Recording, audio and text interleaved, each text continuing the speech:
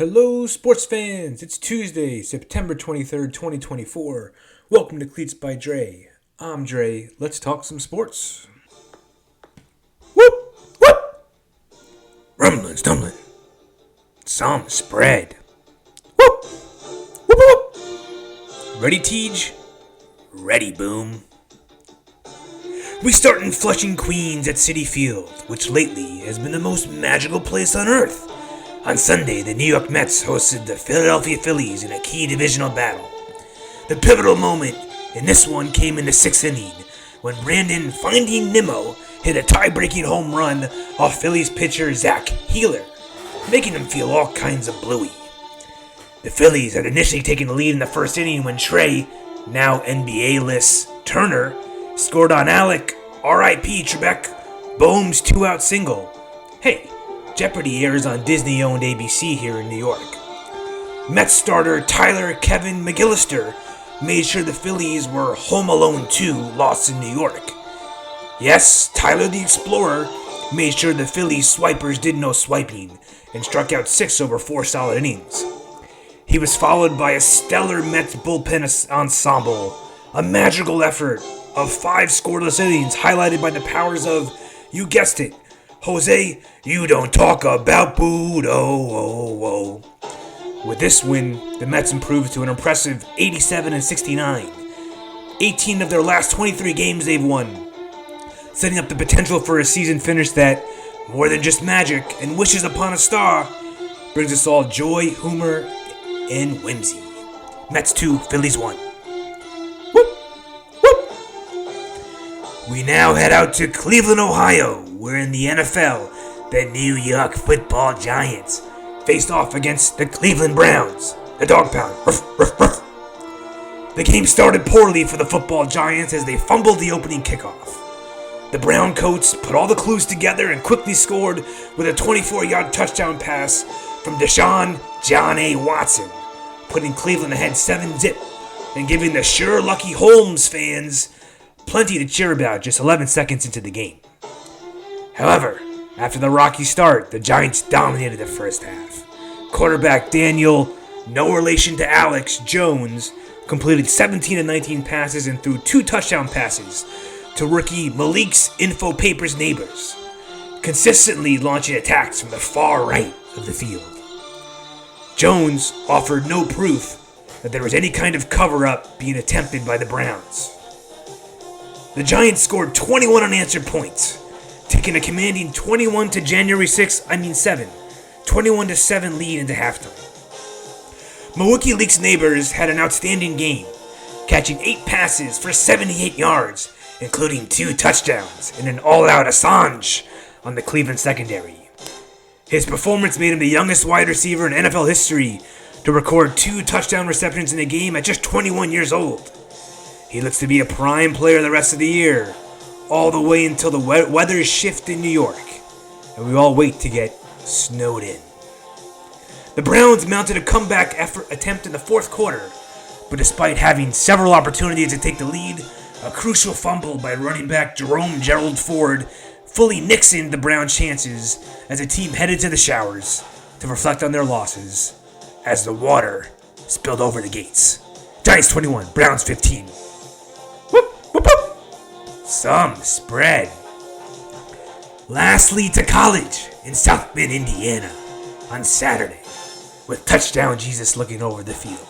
The Notre Dame Fighting Irish hosted Miami University of Ohio. For Notre Dame, Riley Leonard Skinner felt like he was back in his sweet home of Alabama and kept it simple, man, throwing his first touchdown pass of the season, a 38-yard dart to Bo Collins meeting the breeze. Give me 3 steps? Leonard took more.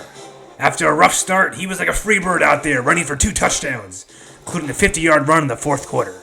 He finished with 143 rushing yards, topping 100 yards on the ground for the second consecutive week. Make no mistake, though, Notre Dame's defense led the way to this victory march, as the offense struggled to find its rhythm much of the game. Defensively, Notre Dame had a strong showing from Junior Tui Let Me Holla At Ya Maka and Christian Rock Gray, who each recorded interceptions. Boubacar Traore registered 2 sacks. No pun needed for that jazzy name, folks. And Howard crisscross jumped around into a sack, as did fellow standout Drake Bowen, caught singing Best I Ever Had with his first career sack.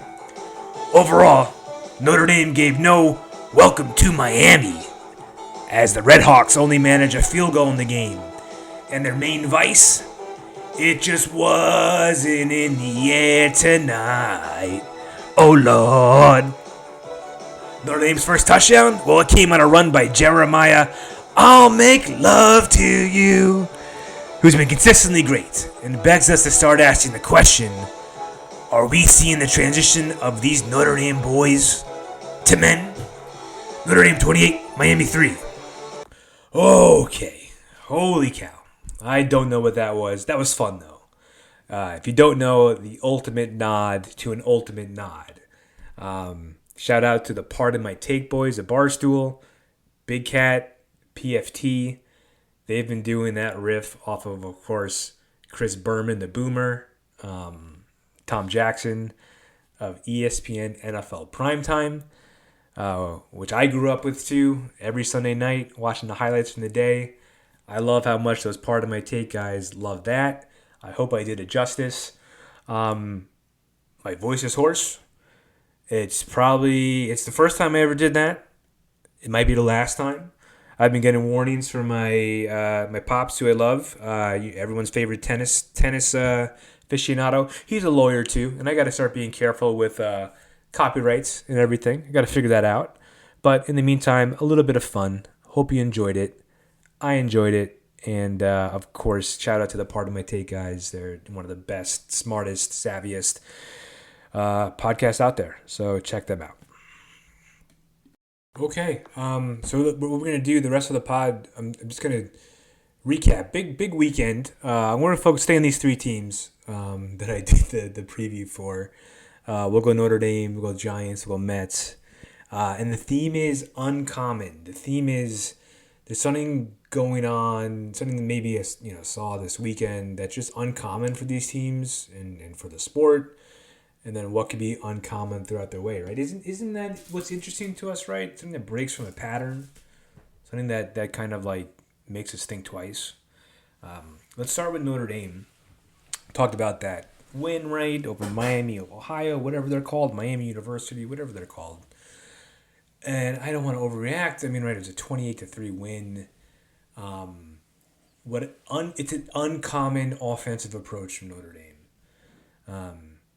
We've talked about this, right, where they're gonna need a passing game, right? At some point, downfield passing. This game was not squarely on my must-watch in front of a couch on a couch radar. I was with my youngest son. I was at a pickle festival on Saturday. I mean, I was checking the score. I was getting vibes of Northern Illinois. I think we all were at the start. My son went on the little lollipop train, and I, decided to tune in. One eye on him going around the train, one eye on the game. And when I came in the second quarter and I saw Riley Leonard missed two straight rollout passes that were way off, and I was just, this is happening again. And where's Angeli?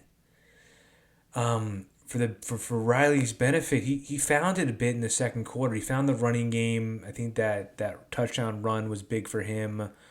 And then he threw a dime to Bo Collins with a minute left. They got the ball back. Good for Freeman for using the timeouts. But look, it's an uncommon offensive approach, and that's what you get with Riley Leonard. It's interesting. Leonard, Love, and Price, their top three runners, they're all averaging over 7 yards per carry. I mean, that's a good recipe any way you dice it.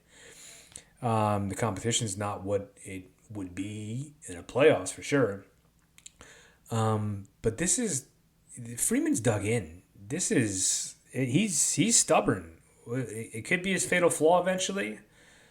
He's dug in. Riley's the quarterback. He's going down with Riley. And so, he's a very effective runner. We're seeing it. Over 7 yards a carry. I just think at some tougher competition, gonna have to downfield pass more. So good on that throw to Collins, but it's an uncommon offensive approach that the Irish are taking. And then looking forward, what would be more uncommon than Notre Dame running the table the rest of the way, right? What would be more uncommon than that? And Freeman and the team finds a way to avoid any more clunkers. The schedule is still pretty easy. One of the toughest matchups is next week with Louisville, another ranked team. They're hot. I think the good news, they snuck up on us in the team last year. I think the team will be up. I think the team will be ready for it. It's a must watch game. But uncommonness from Notre Dame, and we'll see where it goes from here. Okay, on to the Giants. Let's hear it for the Giants. A 21-15 win over the Browns. The Browns were lauded as a good team, at least a good defense. Big win for the Giants. Let's be happy for them. I am I want them to win. I know I said at the start of the year, and I still kind of do. I don't want to be in the middle, but I'm still going to be there on Sunday rooting for my team to win and look good and have the players, the parts that are going to be here for a while develop. So all for that. What's uncommon about the Giants? It's clear there's uncommon talent in Malik Neighbors at wide receiver. A couple stats and then what I saw. So according to Jordan Renan, beat writer, he's the first player, Neighbors, in NFL history with 20 receptions and 3 receiving touchdowns in his first 3 games. NFL history. And also this year, Neighbors is the only receiver in the NFL to account for over half of his team's air yards this season, 57.6%. Air yards is a stat. It doesn't matter whether the receiver catches it or not. The quarterback is getting, that's how far the pass is thrown. So it just shows the upside if, pass is complete. But you watch it too, and, whether it's that incredible catch over the body of the Cleveland defender who had position, or, I remember one of the touchdowns offhand where he's just floating around the end zone, just making himself available. Credit to Joe for finding him, but this is an uncommon talent. Hope he's here a long time. There were some other good indications from the win, right? The offensive line, consistency, right? In a stat from, I saw this on X at future_Giants. The Giants' offensive line has had the same 5 starters play 100% of the snaps through the first 3 weeks of the season for the first time since 2019. That's more of a damning stat for the last few years, but they're there. And look, some of the advanced stats are saying the Giants offensively didn't have a great week this past week. PFF was saying that, Pro Football Focus. I don't know. I'm not smart enough to analyze offensive line play, but Jones is getting time, especially in the Washington game. He's getting time, and so it's just kudos. And Singletary's getting holes. Singletary's a great pickup. Shifty. We talked about it, I think, in the offseason pod, how you could replace Saquon. He's looked good. He's been obviously a savvy player. And quarterback, right? Riley Jones, Daniel Leonard. Look, I think the thing I don't want to, and Art Stapleton, beat writer for the Giants, tweeted this out. Not every week needs to be a referendum on Jones and his future with the Giants. The guy has so much criticism already. He's put together two good games. It's really funny with the quarterback playing the league this year. Daniel Jones has the same QBR quarterback rating as Patrick Mahomes. I watch a lot of Mahomes. I got him in fantasy, a couple leagues. Mahomes has 4 interceptions. Jones only has 2. So, I'm not going to go over the moon on Jones's play lately. His thing is always consistency, but really encouraging, really happy that he and the whole team got a win.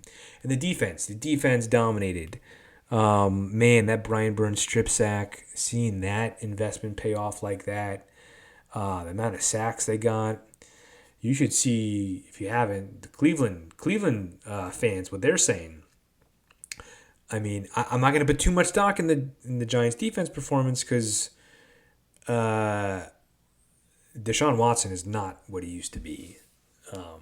There are some stats showing his tenure has been the worst of all the Cleveland quarterback tenures, which is ridiculous if you think of the contract they gave him in guaranteed money and the litany of horrible quarterbacks. Excuse me, Johnny Manziel for one. We could go through it. So it's always two sides of the coin, right? Giants fans should be happy with the win. And look, what could be more uncommon going forward? How about the Giants beating the Cowboys this Thursday night? A quick turnaround. The Cowboys are reeling. A couple really bad losses. I think both were at home to the Saints and then the Ravens. Even though they came back against the Ravens, they were getting blown out. Giants are hot. At least one game. They should have beat the Commanders too. What could be more uncommon? Right? The Giants, when Dak plays, the Giants lose the last 10, 11 times. Enjoy the game Thursday night.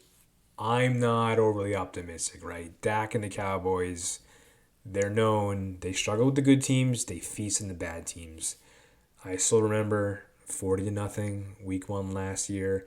I'm just going to have to see it again from the Giants before I believe it. But, it's fun. It'll be fun to see them. This team should have a good energy, good fight. Hopefully it's close. I'm not counting on it, but good win for the Giants. All right, and on to the Metropolitans. Big weekend series over the Phillies, right? They took 3 out of 4, including the win over Zach Wheeler on Sunday, which, by the way, Wheeler, good player when the Mets had him. When I went, my dad, my youngest son, and I went to the last game of the year last year. Buck Showalter received his walking papers, I think, right before the game. But besides the point, it was a kids' dash on the field. So we were on the field. And as we walked out, we were walking through the locker room. I think it might have been not the locker room, the dugout, and then the hallway. It might have been the visitor's hallway. And the Mets have a picture of Zach Wheeler still hanging in their hallway. I'm pretty sure it was still in a Mets jersey. I think honor your former players, but not when they're still playing at an MVP signing level for division rivals. Why do you have a picture of Zach? Not that he, really had memorable moments here. Great pitcher. Anyway, great to beat him on Sunday. What's uncommon about the Mets that I've seen lately, I saw an uncommon Brandon Nimmo hit on Saturday. Yeah, it was Saturday. It wasn't that Brandon Nimmo got a hit. He's one of my favorite players on the Mets. But the type of hit he got on Saturday, that was a close game too. And what I remember, I forget if the game was tied or they were down 2-1. Second and third, 2 strikes on Nimmo. And the thing with Nimmo, everyone's got to realize, great eye for walks. Strikes out a lot though. So at walks, this series walking 12% of the time per Baseball Savant, which is another great stat site. That's 94th percentile. That's an A+ in terms of walks. Maybe not A+, an A. He strikes out 23% of the time. That's a 38th percentile. That's a lot. That's an F-. So, and as you get to playoff baseball, you need to avoid strikeouts, I think, as much as you need to draw walks. Right? You think of those teams that made contact. The Royals did it to us in 2015. Those Giants teams, those Astros teams, they don't strike out, right? Runs get tough. He's got to put the ball in play, hope it lands somewhere. And Nimmo's never really been that guy. He draws the walk or he swings and misses. So to see him lunge at the pitch out of the zone and kind of bloop it into shallow left, I think it scored 2 runs. That's winning baseball. And would love to see that more from Nimmo and the rest of the team. And in general, right, on Sunday's game, I know Rob Thompson, the Phillies managers, couldn't believe it. The Mets were dinking and dunking Wheeler. You had the bloop by Vientos, the RBI single by Tyrone Taylor, who we should be talking about more. What a winning player he is. Luis Angel Acuna. It's funny. I think he had two on his swings. He hit bunts, but on the bunts he couldn't bunt. Different story for another time. But this team, does this team have the moxie? Is it luck, or are they just willing these games out? But to see Nimmo with two-strike hitting, especially this week when we knew Francisco Lindor wasn't going to play, it was going to be up to Nimmo and Alonso as leaders of the team. And they've stepped up. They've answered the call. Maybe not in terms of production, but just leading this team. And Nimmo calling the fans to come out for the Phillies series. And they did. They did. Back-to-back sellouts. But on Nimmo, it's interesting. He was moved down in the lineup. I give Mendoza a lot of credit. They needed to fix something up, and he wasn't hitting well at the top of the order. The first inning, looking at the stats, was one of his worst innings for his hitting stats. But with runners in scoring position this year, he's hitting .313 with 8 home runs, .422 on base percentage, .588 slug percentage, and 131 at bats. I think that's 62 of his RBIs. He's hitting with runners in scoring position. Could be a lucky stat, could be a clutch stat. You feel like wherever you want to go on it. But if I see him again gritting and getting these big hits, I'll know the offense is moving well. So that's what's uncommon, what I saw. I'd love to see some more of it. And what could be more uncommon coming up? Well, of course, how about the Mets going down to Atlanta and exercising all those demons from all those years, innumerable to count. They're up 2 games on them. Big wins over the weekend. So now if the Mets just win 2 out of 3 in Atlanta, clinched, over. Don't even worry about the Milwaukee series. You would worry about it for positioning. If you want to go to San Diego, you want to go to Milwaukee. Maybe San Diego falters and you want to host a game. But let's go down there. Atlanta has, both teams have the rotation set up. I mean, the Mets would love to have Manaea pitching. I think they set it up so that, and they skipped Quintana, but they have Severino, Peterson, and who am I missing? Is pitching Thursday. Is Quintana pitching Thursday? Anyway, I'll check that. But no, Manaea. I think Manaea. They set up Manaea to pitch Thursday. But Atlanta has Schwellenbach, the rookie who destroyed the Mets last time they faced them at Citi Field. Chris Sale, who's probably going to win the Cy Young this year, and Max Fried, who's always been good. So this is big boy baseball. This is the time. The Braves are ripe. As I said back in July, the Mets are more dangerous than the Braves with all the injuries the Braves have had to go through. What could be more in common than the Mets handling business down there, exercising demons? And look, I think a hurricane is coming Thursday. MLB, can we make up the games next season? Huh? Ha ha ha. Yeah, because the Mets are up. Less games, the better. Joke. But hey, enjoy. All 3 games are on SNY. I don't know how I'm going to watch. I'm definitely at least going to listen. I might have to go somewhere to watch. We'll figure it out. But hopefully when I come back to you, right, yeah, my next, we'll do Thursday night for Friday. We're in good shape and we're talking playoffs, but let's get the job done.